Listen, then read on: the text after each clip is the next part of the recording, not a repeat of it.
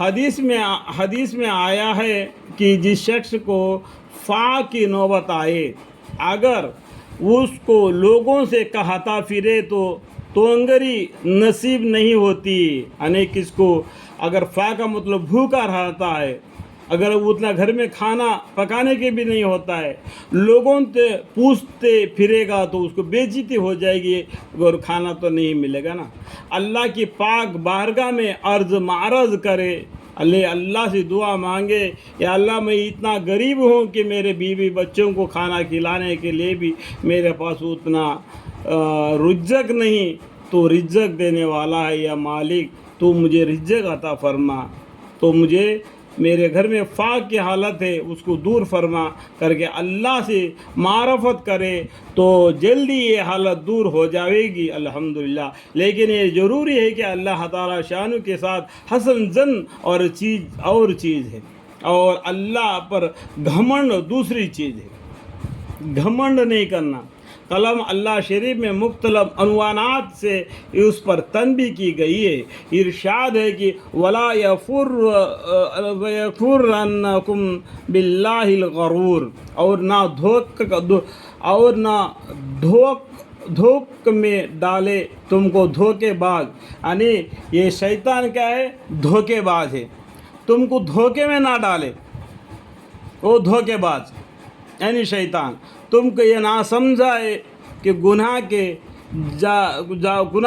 کیے جاؤ، وہ یہ سمجھاتا ہے کہ تم گناہ کیے جاؤ، اللہ غفور ہے، رحیم ہے، تمہارے گناہ کو معاف کرتا ہے کر کے وہ تم کو ابھراتا ہے، جان کر بھی گناہ کروا دیتا ہے۔ دوسری جگہ ارشاد ہے کہ اطلع الغیب ام اتخذ عند الرحمن عہدا، کیا وہ غیب پر متعلق ہو گیا یا اللہ تعالیٰ سے اس نے عہد کر لیا ہے؟ ایسا ہرگز نہیں۔ دوسرا مضمون یہ ہے کہ جب بندہ مجھے یاد کرتا ہے تو میں اس کے ساتھ ہوتا ہوں۔ دوسری حدیث میں ہے کہ جب بندہ مجھے یاد کرتا ہے تو جب تک اس کے ہونٹ میرے یاد میں حرکت کرتے رہتے ہیں میں اس کے ساتھ ہوتا ہوں الحمدللہ، یعنی میری خاص توجہ اس پر رہتی ہے الحمدللہ، اور خصوصی رحمت کا نزول ہوتا رہتا ہے الحمدللہ۔ تیسری مضمون یہ ہے کہ میں فرشتوں کے موضوع میں ذکر کرتا ہوں الحمدللہ، یعنی تکاخر کے طور پر اس کا ذکر فرمایا جاتا ہے۔ ایک تو اس وجہ سے کہ آدمی کے خلقت جس ترغیب سے ہوئی ہے اس کے موافق اس میں اطاعت اور معصیت دونوں کا معدہ رکھا ہے، جیسا کہ حدیث نمبر 8 کے ذیل میں آ رہا ہے۔ اسی حالت میں طاعت کرنا یقیناً تفاخر کا سبب ہے۔ دوسری اس وجہ سے کہ فرشتوں نے ابتداء خلقت کے وقت عرض کیا تھا، یعنی جب انسان کو پیدا فرماتے وقت فرشتوں نے انکار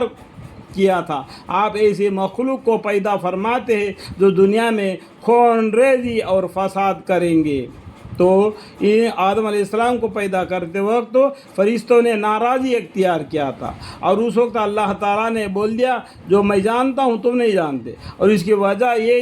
وہی مادہ فساد کا ان میں ہونا ہے، بخلاف فرشتوں کے ان میں یہ مادہ نہیں، اس لیے انہوں نے عرض کیا تھا کہ تیرے تسبیح و تقدیس ہم کرتے ہیں، یعنی فرشتے اتنے ہیں کہ جہاں ہم سال میں ایک مرتبہ حج کرتے ہیں بیت اللہ شریف کا، مسجد حرم کا، تو سیم اسی جگہ پر 7ویں آسمان میں بیت المعمور ہے، وہاں پر فرشتے ہر دن 70,000 فرشتے حج کرتے ہیں۔ ایک مرتبہ ایک فرشتہ حج کرتا ہے، قیامت تک اس کا باری نہیں آتی، اتنے فرشتے ہیں اللہ کے۔ ہم اتنے فرشتے ہیں، آپ کی تسبیح کرتے ہیں، آپ انسان کو کیوں پیدا فرما دیتے ہیں؟ وہ آپ کی نافرمانی کرے گا کر کے فرشتوں نے ناراضی اختیار فرمائی تھی۔